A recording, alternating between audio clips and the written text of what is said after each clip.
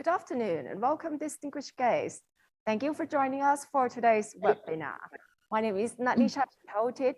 It's my pleasure on behalf of TMA and AWR Lloyd to welcome to final session of TMA ESG series.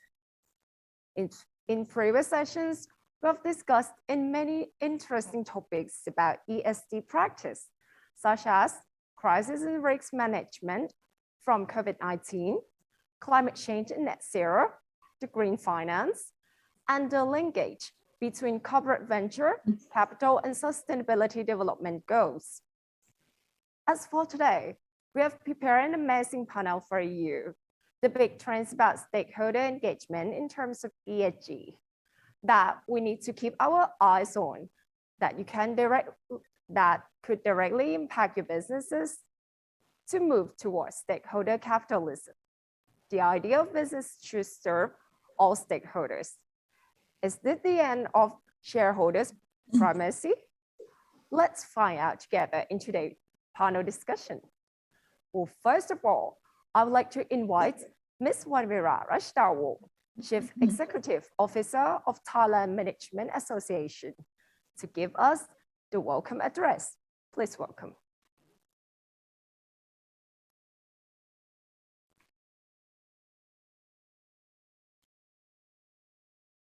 Good afternoon. On behalf of TMA, I would like to welcome and thank you everybody for joining us today at this very last episode of the year in our ESG series. Actually, we have had a very good series so far with 5 sharing sessions on different topics, ranging from crisis and risk management, climate change, green finance, innovation in SDG, to managing ESG for outperformance. I can say that it has been a very interesting and satisfying to learn that Thai corporates are very enthusiastic and serious about the matter, since ESG is becoming more and more relevant in this time of uncertainty. In this closing session, we'll be discussing if it's a time to end shareholders' primacy and to move towards stakeholders' capitalism, where business would serve all stakeholders, including the environment. Today, I have to really thank 3 contributors who are joining us today. They are Kun Phakkawipa Jalendra from Krung Thai AXA Life Insurance, Kun Poom Siraprapasiri from Jalern Phokpan Group, and Mr. Hashal Vadan Reddy Raghuram from Indorama Venture, and also our very capable moderator from AWR Lloyd, Ms. Shruti Kothari. I would also like to express our most sincere appreciation, our most sincere thanks to our knowledge partner, AWR Lloyd, in helping us put together this very worthy program the whole year long. Well, I really appreciate your kind contribution, and truly I'm looking forward to a very good conversation today. Thank you very much.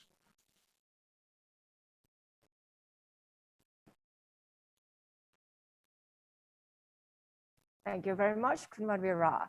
Before we start, I will go over a few items so you know how to participate in today's session. If you're listening in using your computer speaker system by default, we are recommended to use in-ear headphones for the high solution qualities of audio. And we will have the opportunities to communicate and ask questions with our panelists by typing your questions into Q&A functions on your right side of the screen anytime during the panel discussions. We'll collect and address them during the Q&A session for you. Now, without any further delay, let's get started with the panel introductions.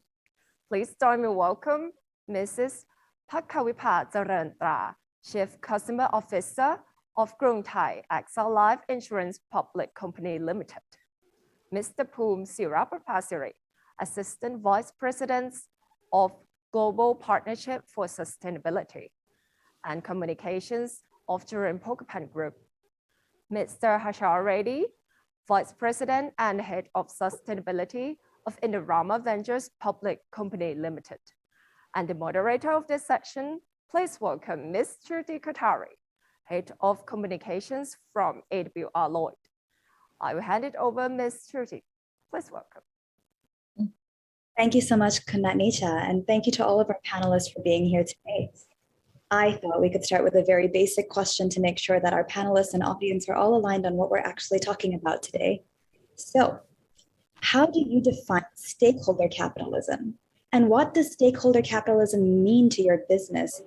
Dear, I thought maybe I could start with you. Okay. Hi, good afternoon, everyone. With this question, firstly, I'm very pleased, to get a chance, to be a speaker today, and with the, especially with this topic. Okay, so the stakeholder capitalism, in my view, is that under the system, the company's purpose is to create long-term value and not to maximize profits and enhance shareholder value at the cost of other stakeholders groups. So which in fact, it means that the stakeholder can either affect or be affected by the business. And stakeholder capitalism can create positive change in capitalism, can balance profit while creating value long-term. And most of us, you will probably think about traditional way of thinking is we need to get rich first and then we do good. But in fact, the stakeholder capitalism, it actually means that you could be rich while also doing good at the same time. Okay, so if I may express a little bit more about what Krung Thai AXA has done and what does it truly mean, to our company. Krung Thai AXA Life, our stakeholder is not only the shareholder, definitely it's all the stakeholders, which includes customers, employees, suppliers, and local communities. And Krung Thai AXA, we are committed as an investor of our customers' insurance premium and also a protector of our future risks to those insured. Our commitment is in actually different dimensions as a business operator who performs very well with good governance, as a corporate that migrate risk and manage risk, and also as a corporate, the good corporate citizen.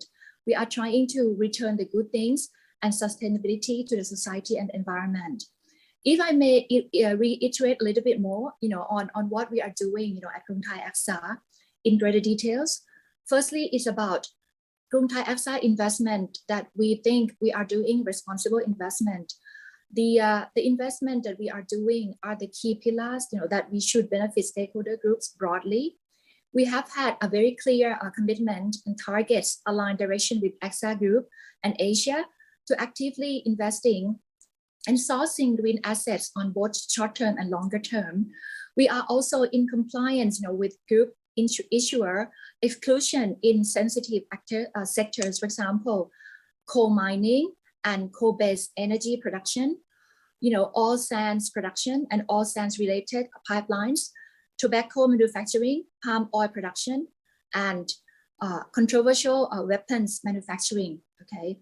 Also, moreover, in July, late July of this year, our general account of Krung Thai AXA has invested the 7-year sustainability-linked bond, of Thai Union, which is the first issuance of sustainability-linked bond in Thailand. Not only that, the unit-linked business of the first quarter of next year, we are actually aiming to launch a new mutual fund that would focus into sustainable investment across the 3 main themes that are health and wellness, health, digital and transformation, and also sustainable planet. So this will eventually bring up customers and communities awareness, and their investment can also help tackle climate change issues. I will probably end now. Thank you. Thanks very much for that, Kundir. Kundarsha, can I turn to you now for the same question? How would you define stakeholder capitalism, both generally and for your company? Yeah, that's a wonderful question. In fact, let me, Kun Pakawaipa covered several points. Let me add on to what she has mentioned. Before going into the question, let's try to define who are stakeholders. Of course, it differs from companies to companies, but looking at a manufacturing company like Indorama, which is into global chemical industry, the stakeholders are kind of 3 types: who are directly interact within IVL operations, those outside IVL operations. Within IVL operations, it's employees, contractors who are working within operations, board of directors, and other key management people. Outside the organization, who are regularly interacting with our business operations, and those who are not interacting regularly, but very important. So who are those who are interacting regularly and important? They include customers, suppliers, bankers, lenders, investors, shareholders, they are all very important.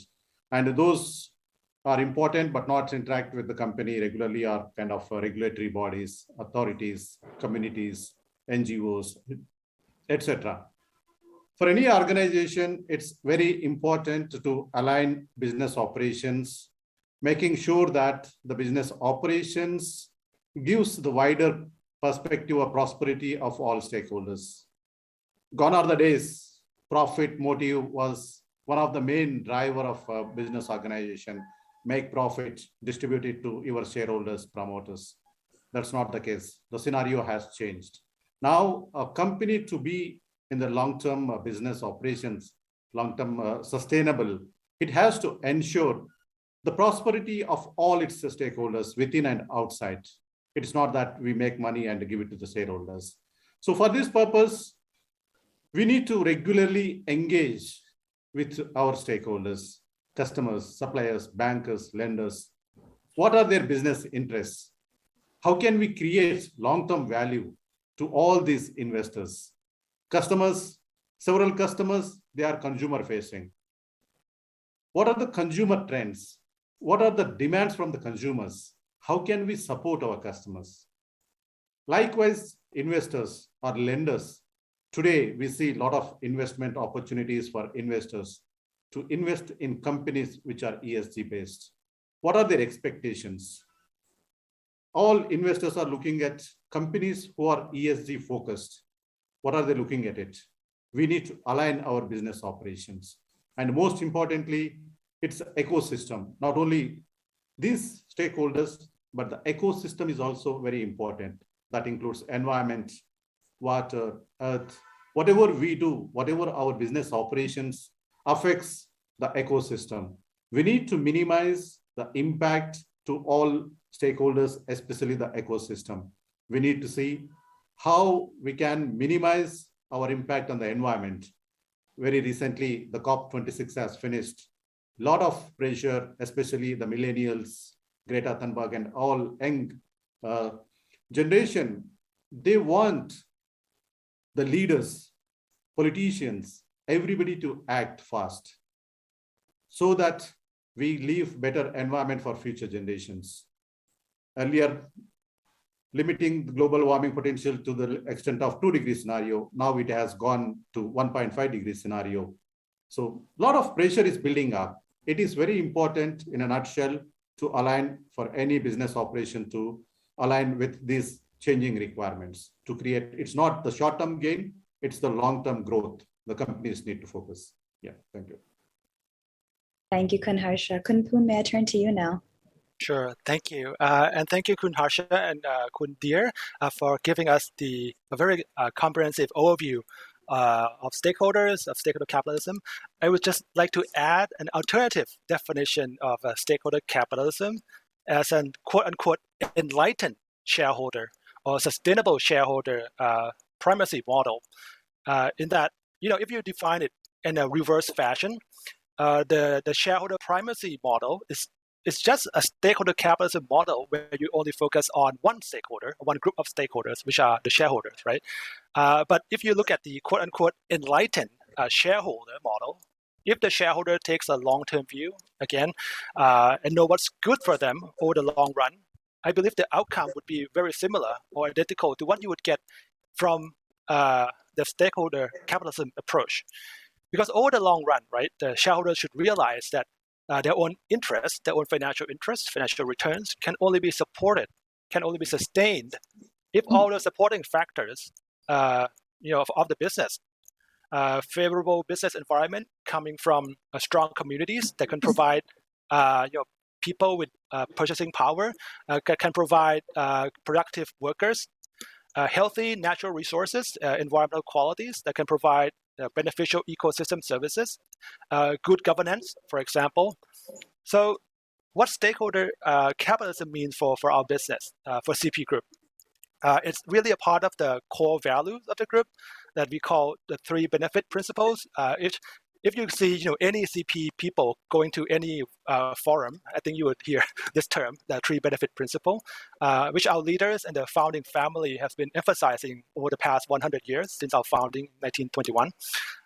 It means that wherever we go to do business, right, we need to think of the value that we deliver to that country, whether it's Thailand, elsewhere in Asia, North America, South America, Africa, and Europe, and Australia. So in all those countries, including Thailand, we need to think of what are we delivering to the company, the country, the economy, and the communities that support the operations. Only then, once the two primary conditions are met, do we think about, okay, so how are we going to benefit financially from this operation? So the financial, of course, financial return to the company itself, to the shareholder, is of paramount importance, but it can only be a result of delivering the values to the wider array of stakeholders. Now, CP Group operates in 8 different, we call business groups or industries, but food and agro is obviously still the core. So let me take this as an example. Of course, in agro, food farmers, whether they're the regular farmers who are just selling their produce to us as raw materials, or contract farmers who are closer related to the business, they're our key stakeholders, supplying raw materials for the operations. But taking this stakeholder view to the extreme, to the, I think, very unconventional, you can think of the animals that we raise and slaughtered as our stakeholders too, because how we treat them affect their well-being, and their well-being affect the business, right? We have to take good care of them. Their well-being, provide adequate living space, good growing environment. If they're sick, we have to treat them according to veterinarian specification. Not use banned antibiotics, not use banned substance. So do everything we can to make them healthy and happy. Freedom to express natural behavior, for example. Not only because it is the right thing to do morally, but it is because it's good for business as well. Because if they're feeling well, they're acting naturally, they're not stressed, they will become more healthy, lower fatality rate, they are transported in a caring manner from one place to the other. At the end of their lifetime, the final product would be better in quality, right? The efficiency of the entire operation is better. Mortality rate, etc., lower cost of medical treatment. So it all contribute to the more favorable business outcome.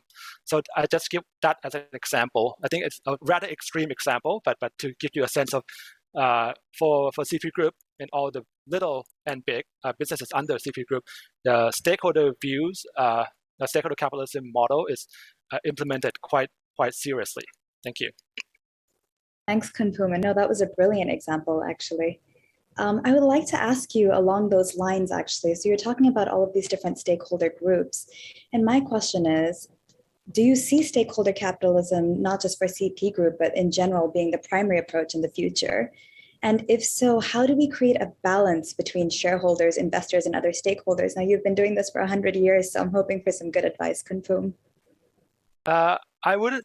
I think along the way, 100 years, obviously, CP has been criticized in many venues, sometimes rightly so, sometimes perhaps blown out of proportion. But we have to take all the views and reassess ourselves. So I wouldn't say 100 years of all success stories, but I think we have a lot of lessons. I think currently it's not the future. It's here. It's now. Many companies at present are already operating in the so-called stakeholder capitalism model paradigm. The concept of knowing who your stakeholders are, understanding their expectations, and how they can impact the business and vice versa. I think many Thai companies, international companies, obviously, for example, from Kun Pakawipa and Kun Harsha, I think their companies are really doing well in this regard. Many Thai companies are aware of this, the need to move along the path towards shareholder capitalism. I believe that no business leaders today in Thailand or elsewhere would come out and repeat Professor Friedman's famous phrase, right? The business of business is business, right? But in practice, I understand that there's still a wide gap of what's being said and what's being done. So over time, I think though, it will be adopted in earnest more widely. And to add to that, I think the notion of balancing, balance between shareholders and investors and other stakeholders, the concept of balancing might become obsolete because balance might imply a trade-off, right? Or some sort of a zero-sum game that you have to take a value or benefit from one group to the other. Over the long run, I think a more apt term would be optimization over a more holistic set of factors.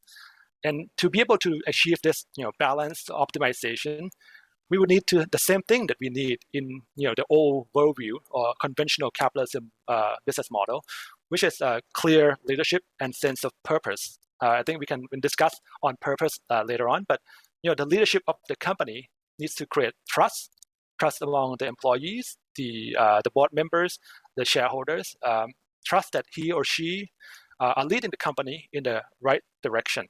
Thank you. Thanks, Kunpum. Kunharsha, do you agree with Kunpum's balance/optimization definition? Yes, certainly I agree with what Kunpum has rightly mentioned. It's a business imperative, I would say. Today you do it or you leave from the business. That is the scenario. It's like very much business imperative. You need to balance, otherwise companies won't be doing business in the future. As I said, that was the past. And the companies like Indorama already passed that scenario, and now we started focusing a lot on important stakeholders' prosperity. Whatever you say, whether it is customers, suppliers, bankers, lenders, we are incorporating what they want. What are their expectations? We have several initiatives, practices in place, whether it is materiality assessment to understand what are the important issues for external stakeholders, internal stakeholders, which includes health and safety or corporate governance or many things. We are trying to incorporate all those things and embed into IVL business operation. So it's very important for any organization. Companies need to be proactive. Big companies, if they want to be leaders, okay, there could be small companies. For them, it doesn't matter whom they are working with or whom they are dealing with. For leaders like Indorama, it's a business imperative to be proactive and take all these initiatives. Thank you, Kunharsha. Actually, so you've been talking a lot about the different stakeholder groups. In 2009, over 180 CEOs pledged a commitment to each of 5 stakeholder groups. A lot of them you've mentioned: customers, employees, suppliers, communities, and shareholders. Those were the 5. So obviously now we've kind of taken on the 6th stakeholder as the environment, right? So actually, Kundir, I would like to pose this question to you. How important do you consider the role of the environment, and what can we as Thai citizens do to reduce our impact on the environment? Okay, thank you. Surely, environment is very important and is probably the most important stakeholder that we are talking about. And I think as a Thai citizen, we should start from our own self, adopting sustainable economy, which actually, as a Thai citizen, we follow the footsteps of our beloved King Rama IX. And there are over 4,700 projects that actually the King Rama IX had initiated under sufficiency, economy, sustainability concept, which is be modest, use reason as a guide, find the balance point and the point of self-sufficiency, and the rest is also the risk management. So environment is an important part of everyone's life, including the company and various industries that require environmental resources. The number of people is increasing, whereas the resources is scarce. And definitely we have to do serious concerns on environment and how we use less and maintain our environment for the future. I think we could support local communities and join hands with other stakeholders in the group and in the society. We can start with our own company, our clients, our partners, and then each group extends and connected. At Krung Thai AXA, if I may say, the direction is to be the green insurer, and we have actually started in late 2019, okay? And our strong commitment to be green, was witnessed by publics and also clients. We have reduced the emissions, through green campaigns by reducing paper, energy, CO2, and develop digital tools, including with the waste management. As we are the insurance company, we are the sales company, we actually have to do a lot, with our distributors, whereby we sell insurance through agency, through banks, and also we have to do a lot, with our clients. So what we have done is that we actually are partnering with Wisdom King in the tree planting project, okay? And the period is from 2020 to 2022. We actually aim to plant 100,000 trees in 3 years. And so far, we have completed the planting of 80,000 trees already, okay? By doing so, we promoted, internally within our organization, in terms of Go Green campaign. For example, like employee can reduce 100 paper sheets and we equal that to 1 tree, okay? And if the distributor or agency submit the case through electronic application, we count it 1 tree. And also the insurance policy where the customers normally get, okay, which is in paper, we encourage the customer to get it through the e-policy. And in the 10 e-policy, it equals 1 tree planting, okay? Also, we are living in what we call LEED certified headquarter office, which is green building. Also, we build up awareness of climate change through the online training. And also we have done a lot in terms of Thai youth, promotion and not promotion projects. We are Go Green, Green for Good campaigns where there are over 2,000 students, that had learned this program since 2018. And, I think what is the very important part, is about, is about the education, okay? Krungthai AXA and AXA, we believe that education is key to environmental success. And to be measured in terms of the level of sustainability integration, within each of AXA entities, AXA actually has launched what we call climate school, and also they also urge every companies, within AXA group, which is about 57 entities, to have the online climate learning. Okay, so every employee has to attend the online classes, okay, and finish it by 2023. Okay, and Krungthai AXA, we have already done so. Also, I would say that in terms of sustainability integration, for each AXA entities, AXA also have what we call AXA Entity Sustainability Index, okay, in our annual questionnaire that focuses on 3 dimensions, which are environmental dimension, economic dimension, and social dimension. And its report and concrete the implementation of each CR strategy with regards to non-financial reporting directive, of European Union, and also Dow Jones Sustainability Index. Okay, the good news is that Krungthai AXA, as one of the 57 companies within AXA Group, also has won number 1 in Asia for 5 consecutive years with the score of 87. Okay, in last year.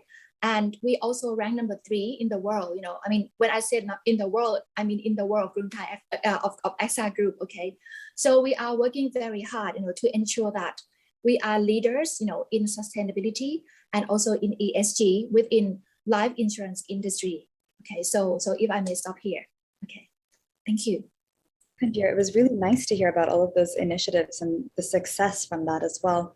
Khun Harsha, did you want to add to that? Yeah, thanks, Khun Pakawipa. You covered almost all the points from your side. Let me say a few points from the manufacturing industry. Manufacturing industry like Indorama has a lot of impact on the environment. Our operations releases greenhouse gases and other air emissions, and also discharges. So what IVL is doing, how important it is for IVL. As I said, COP26 has just finished. The world is asking the entire world to move in the direction of 1.5 degrees to leave better planet for our future generations. To address that, manufacturing companies, especially the leaders, need to address how we take care of the environment. In the past, from 2013 base year to 2020, we could reduce our greenhouse gases to the extent of 10%, water 10%, energy, etc. we could reduce. Having achieved historically, we set more ambitious target with 2020 base year to reduce our carbon footprint by 10% by 2025. Likewise, water 10%, energy 5%. And also we are embarking on procuring renewable electricity to the extent of 25% by 2030. We are not stopping there. We want to be a carbon neutral chemical company, net zero company by 2050 or 60. For that purpose, we developed 5-pronged strategy. The first one is improving operational efficiency within IVL operations, how we can reduce, how we can minimize our impact. That could be through debottlenecking, going for newer technologies, process innovation, product innovation, or various things. The second thing is renewable electricity. Renewable electricity is 2 prongs again. On-site generation within IVL operations through solar rooftop, ground mounting, and off-site procurement through virtual power purchase agreements. So we are aiming to procure renewable electricity through VPPAs. To start with, already we started this journey in the US. We are planning to procure 200 to 400 megawatts in the US by mid of 2022. And we are expanding this to Asia and Europe. Then other is recycling. Recycling, we are into production of PET. Recycling addresses the plastic waste concern and also reduces the greenhouse gases. As we know, the carbon footprint of recycled PET is 40 to 50% lower than virgin PET. So it has a double advantage. Then the other one is future technologies. We are interacting with various technology providers for carbon capturing, capture the emissions from our operations, convert that into a valuable product, or maybe store it under the seabed or on the ground. Also looking for other technologies, green hydrogen, renewable natural gas. So these are all some of the initiatives which Indorama has been taking for addressing environment. The other side of the coin is recycling. We set an ambitious target of 750,000 tons of recycling, which is equivalent to 50 billion bottles each year recycling. From 2011, since we started our recycling business until now, we recycled over 64 billion bottles. We are aiming to recycle 50 billion bottles each year from 2025 onwards, for which we set aside 1.5 billion USD into recycling business and sustainability projects. We also want to educate over 1 million consumers, students, teachers about recycling, environment, and the ecosystem. These are all some of the initiatives which Indorama has undertaken. Yeah. Thank you, Kunharsha. Again, really wonderful to hear about those. Kundir, you had mentioned the Dow Jones Sustainability Index, and actually I want to ask a little bit more about that. Thai companies score well generally on a number of ESG ratings, including the DJSI, which can be used as a proxy for stakeholder capitalism. Actually, Kunpum, I'd like to ask you this question. In your opinion, does that mean that Thai companies already embrace stakeholder capitalism? I know you had mentioned earlier that there is some kind of initial push towards it, but to what extent do you think? And if so, what was the catalyst for this change? And if you think that that catalyst is yet to come, what do you think it could be in the future? Sure, thank you. Well, yeah, everyone talks about DJSI because it's really up there, right? This year, Thai companies ranked first in many categories, and Thailand has the highest number of DJSI member in ASEAN region for the 8th consecutive year, I believe. And also congratulations to Indorama. I think you're on the 5th consecutive year, right? Yeah. Getting a high score in such a rating may not mean that you're embracing the stakeholder capitalism model just yet. After all, these ratings are not perfect. They do not capture everything, and sometimes they can even motivate companies to do something counterproductive. And you often hear criticism that they're checking the box exercise. But as someone who's been involved in it for a number of years in my previous jobs, I understand that criticism, but also would like to defend it, such an exercise, in that doing well in these kind of ratings actually mean that you really do have to do something real, not just write a nice report and submitting the survey, right? You have to, at least it guides you onto the quote unquote correct or more positive path, move you along in that direction.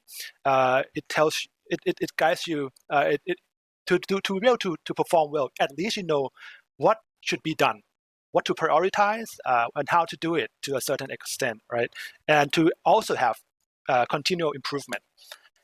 So the push towards getting listed on DJSI, MSCI, other ESG indices it actually often comes from the shareholders themselves or investors, investment fund. Now the challenge though is not all companies, not all shareholders care about such ratings, and most smaller companies, companies that aren't listed, not public companies, or companies that are not exposed to external pressure.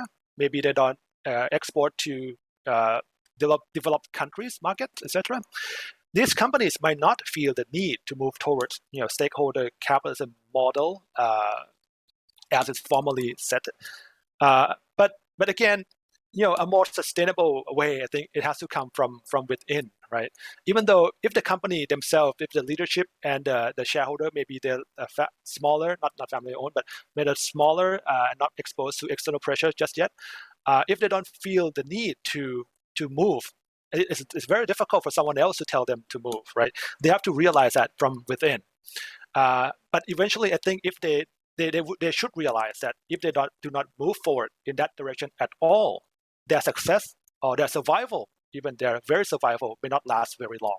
So I think it is in their self-interest, whether you're big or small companies, to adopt this model or at least move towards it. Thanks so much, Kunpum. Kundir, in terms of catalysts, obviously we're going through a period of extreme disruption because of COVID-19. I wanted to ask you, what changes are you seeing in companies which are actively trying to move towards stakeholder capitalism post-pandemic? Okay. What I think we see in companies, post-pandemic is definitely, firstly, the conscious consumerism. Okay.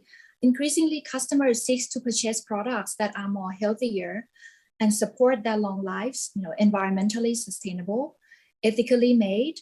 And for Thailand insurance business, health products are becoming much more in demand, for customers. And eventually, people will live longer. Therefore, indirectly, the longer you live, the better you need in terms of building the strong ESG. Okay. Secondly, there is a demand, for ESG investing or socially responsible investment. And also recently, SEC also asked all the listed companies to disclose ESG assessment starting next year in their 56-1 report. Okay, so this is also the government also started to put more of emphasis, towards ESG, and definitely after the post-pandemic. The third one that I observe is also the corporate, sustainability initiatives on or promoting sustainability in their supply chains, including labor and environmental standards, as we could see a lot of companies that have done so. And also the fourth one that I would see is that we are also seeing many ESG or responsible investing webinar, okay, or forums locally in Thailand, just like what we are doing today, more from banks, asset management, and public company societies. This can also be an indicator that most companies didn't really focus only on shareholder value, okay, but tilt the firm compared to ESG factors more, okay. And if I may add a little bit, just to give some example, on AXA Group, we have actually the post-pandemic, definitely we have done what we call AXA Driving Progress, okay. We have a progress index, which is launched in April 2021, which based on 7 commitments, to further embed sustainable development on our activities in threefold, which is as an investor, as an insurer, and also as an exemplary company.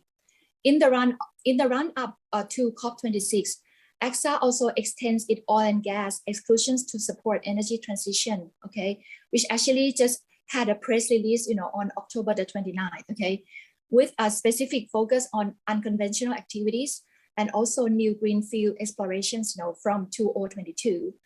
Also, AXA continues to intensify its investment in green and low carbon energies, okay. So I think if I may, can talk more probably in other questions, on in terms of key metrics that we have done, in terms of how we monitor and how can we go more, in terms of ESG. Thank you. Thank you, Kundir. So we've talked a little bit previously, Kun Harsha and Kunpum both, about short-term and long-term. So one thing that I wanted to ask is that stakeholder capitalism creates long-term value, long-term sustainability, as we've been talking about, to business.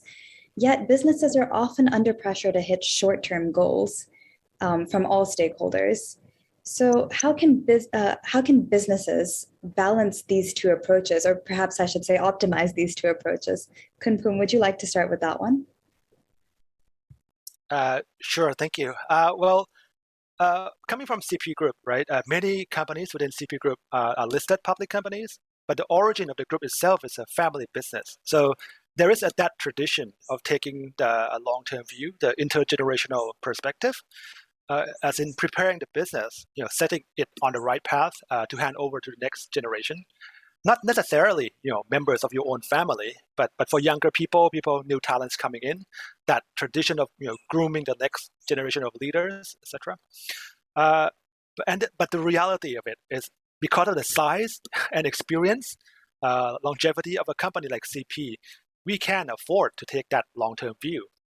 For companies that are struggling, especially during this time, COVID, etc., coping with all these crises, it's hard enough to keep your head above water, right? How can you afford to take a long-term view? And the frank answer is no, it's very difficult to be able to do so. Perhaps you cannot. Let me take an aviation example. In flying, right? There's a saying: aviate, navigate, communicate. You do have to focus in the short-term things, right? Especially in the crisis. You do everything to fly the aircraft if you run into trouble. Once the crisis is past, you need to really navigate and communicate. But the thing is, you're not always in a crisis. Now, when you're not in a crisis, the more you prepare, the more you plan, the more you practice, maybe when you're cruising along nicely, safely, or safely on the ground, the more you do that, the less chance you have of running into trouble, or less chance of crashing, even if you do run into trouble. So balancing or optimizing is, if you're in a crisis, it's understandable to just deal with the crisis, focusing on the short-term survival. But after that is resolved, or while you're doing that, after the really serious crisis is resolved, then you do need to think long-term, regardless of the size of your business. Thank you. Thank you, Kunpum. I really enjoyed your aviation metaphor. Actually, that was very clear. Thank you. Kun Harsha, would you like to add to that, balancing short-term and long-term goals of a business? Yeah, let me say from ESG point of view, environment, social, and governance are the three dimensions of sustainability for any organization to remain in the business. While social and governance are very important, it is also very important that economic dimension is very much important. The companies cannot leave the short-term gains, the economic benefits, and just pay attention to environment and social dimensions. The companies need to balance. It has to balance between short-term gains and also long-term growth. Short-term gains are driven by KPIs, return on investments. The return on investments will help companies to invest more and more. Without those returns, we can't invest more. Having said that, the management, the employees, the shareholders' expectations also changing. Earlier, the shareholders, they want to maximize their profit. What am I investing? What am I getting the next year? But the trend is changing. ESG-based investments crossed over $30 trillion or more. Pension funds or other ESG-based investment funds, they are looking for long-term investments. Management also has realized just focusing on short-term gains by keeping some KPIs for employees for something in the short term is not going to work. So businesses need to balance. That is happening already. We have been seeing that in Indorama. We are seeing it from 2010 or 2015 to 2021. There is tremendous change in what we think. In every decision we are making, every acquisition we are making, every expansion, business growth, sustainability, ESG, is one of the integrated factor in making the decisions. So the balancing is happening for leaders like other companies on the board here, CP or other company, and Indorama. So it's happening. Thank you, Kunharsha. I'll move on to the last question really briefly before we hand over the floor back to TMA. And this question is about purpose, which I believe is one of the most important factors in instilling or embracing stakeholder capitalism. In fact, I would say a purpose-driven culture is required to fully embrace stakeholder capitalism. It helps address issues such as climate change, which we've talked about, social justice, data privacy. All of these issues were once considered secondary, but no longer. So how does your company define and instill a purpose-driven culture? May I start with you? Okay, thank you. This is a very important question, I would say. And we actually, AXA, we are very proud, that our purpose is actually is called Act for Human Progress by Protecting What Matters. Okay, and to me, this is something very, very instrumental. And this purpose has already been launched since 2020. And acting for human progress is actually means everything that the human could do, and we supporting them. Okay, so in that sense, I would say that the company with purpose driven should act from inside out, not outside in, and need to start with why, then how and what. Okay, so at AXA we have started our purpose, okay, through many things, like thought leadership that we have done, in terms of Net Zero Insurance Alliance, where we were the chair, and the emission target that we set is in net zero in 2025. Also, the driving progress that I mentioned earlier, the progress index launched in April 2021, and actually we look into 3 dimensions, as I said, okay, investor, and we also, when we look into the product, we look into discovering and developing the product, that really good for the society. And we have a lot of product through life and GI general insurance, whereby, we protecting the crops, which is called parametric insurance and all that. So definitely climate change will definitely play a very important part, if we can't, be able to sustain, okay, and that will definitely impact our customers. So I would say that we are building ESG and responsible investing awareness, through so many things. And internally, as a few speakers has already talked about, definitely we have to manage short-term and longer term, but more importantly is the education, whereby our employee, which is internal and at heart, of our people, has to understand that first, okay? And the board, which actually look into, providing the guidance, direction of the company. That is something that it has to come clear, tangible, and achievable at the local context, okay? So that has to be achieved. And also, I think awareness, as I talked earlier, awareness, education, and training, it has to be inside of us. And I think one thing that AXA is a little bit more in terms of approaching into ESG is that we have a group internal, which is called the employee that really love to do a lot of all the CR projects, okay, which is called Hearts in Action, okay. This group of Hearts in Action, they will go anywhere where the company do something good for the society, okay. They will not be reluctant, to go, and the registration that we ask them to join can be closed in 3 minutes, okay. So everyone really want to support the society. So I think it has to be built in the culture, in the DNA, of our employee, and then our employees see the importance, and then we can serve our distribution and customers much, much better. And definitely the world will be a nicer to live and longer for the planet to stay. Thank you. Thank you, Kundir. We do have 1 minute of time left. I'm hoping in that minute, maybe you could speak a little bit towards culture and purpose. Sure. Yeah, CP Group's businesses are very diverse. So if you were to have an underlying sense of purpose, the corporate value is quite long, but it's instilled to serve people with food for the body and food for the mind. Now, our senior chairman, Mr. Tanin, often says that companies are just an empty shell, right?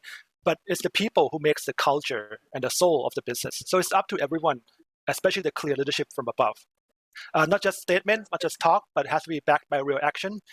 Because if you claim that you're delivering net zero by 2030, as CP Group is trying to do, or you're delivering better quality of life for all Thais, all consumers, but if you see as a middle management of young professional is quarterly results, financial result annually, then what you perceive as member of that business is the company only cares about profits.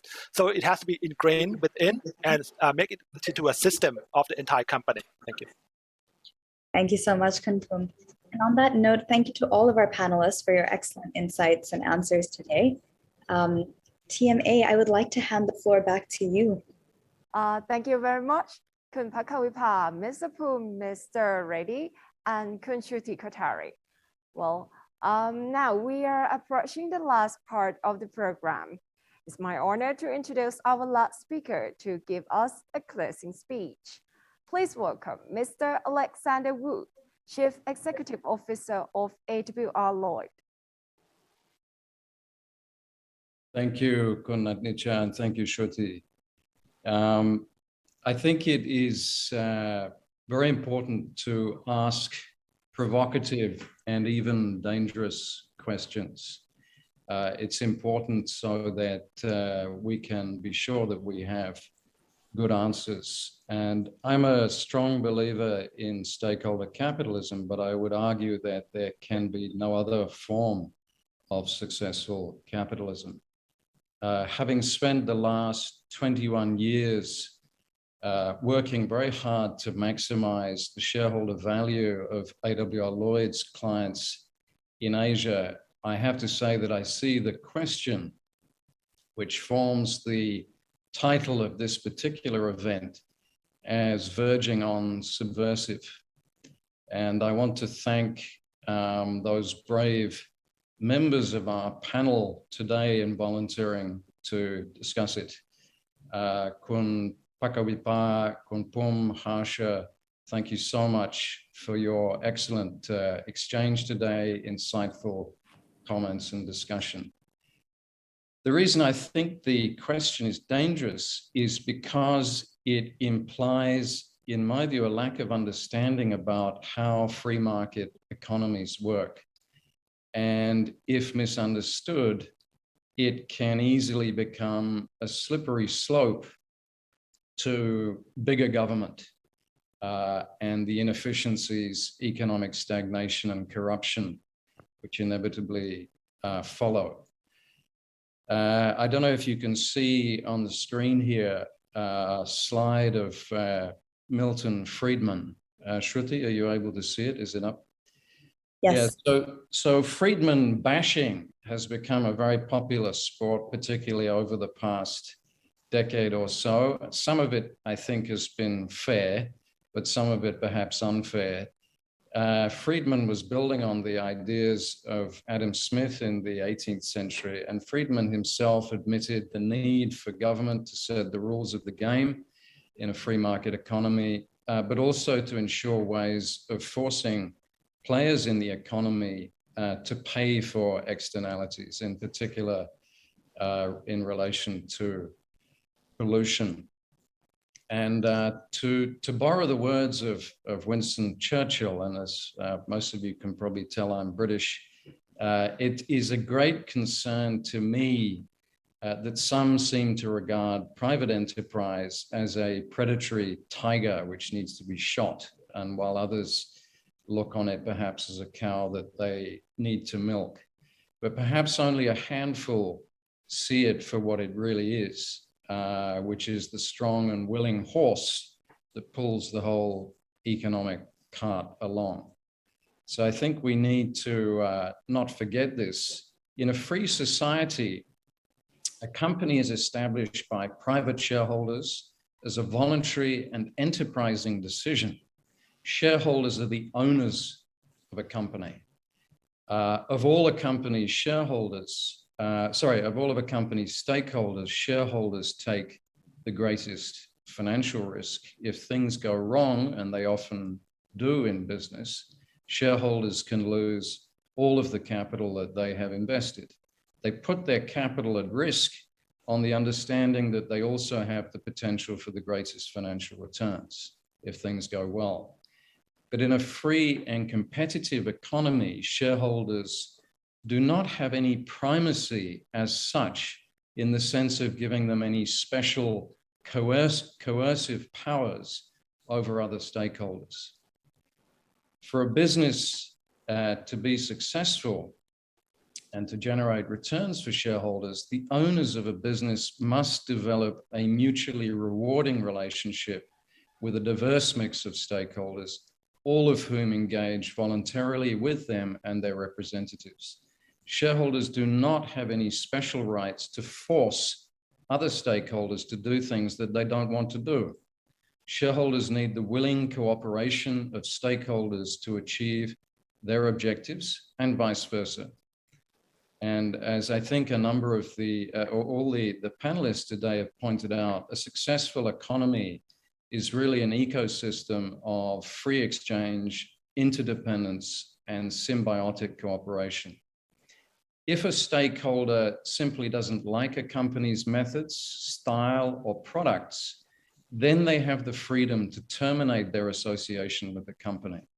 And I think that what has been happening in recent decades, importantly, is that people across the world have been waking up to their rights and to their powers as stakeholders.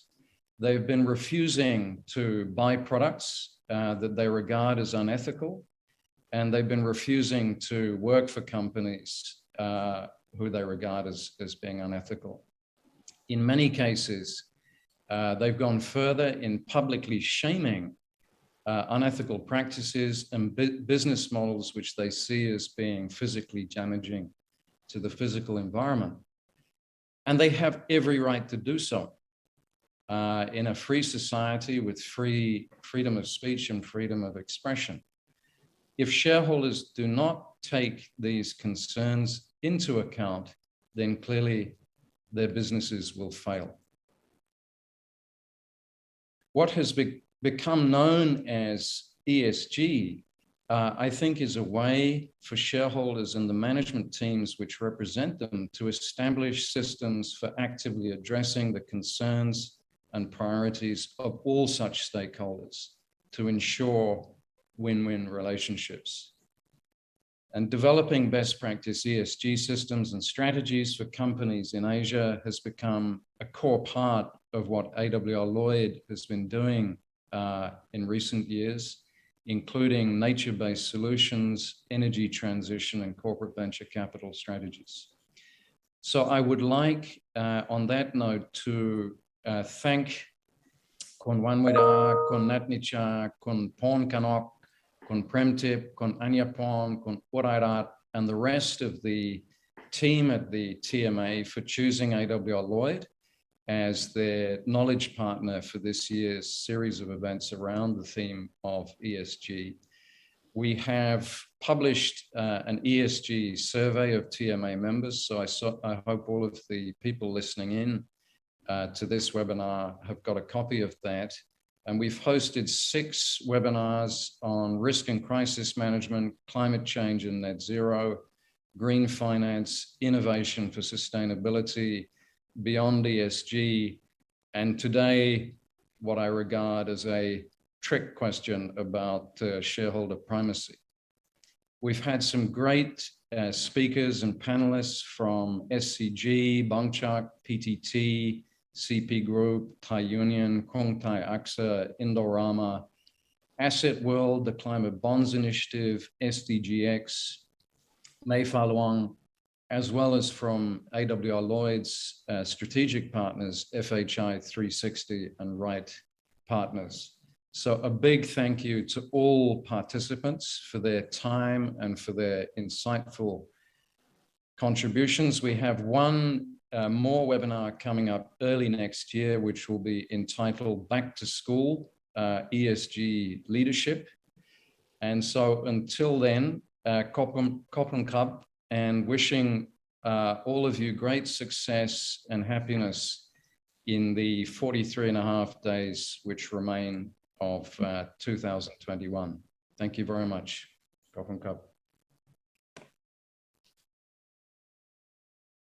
Thank you very much, Mr. Alexander Wood from AW Alloy, and thank you, AW Alloy, for your cooperation as well. Well, ladies and gentlemen, that's a wrap up for TMA ESG series. On behalf of TMA and AW Alloy, thank you for all of you for making time in your busy schedules to join us. And we have come to the end of our program. I would like to express appreciation to our supportive sponsors who make this happen. Bangkok Corporation Public Company Limited, Bangkok Bank Public Company Limited, Beta Grow Public Company Limited, Kasikorn Bank Public Company Limited, PTT Public Company Limited, Siam Commercial Bank Public Company Limited, SCG, and Thai Oil Public Company Limited.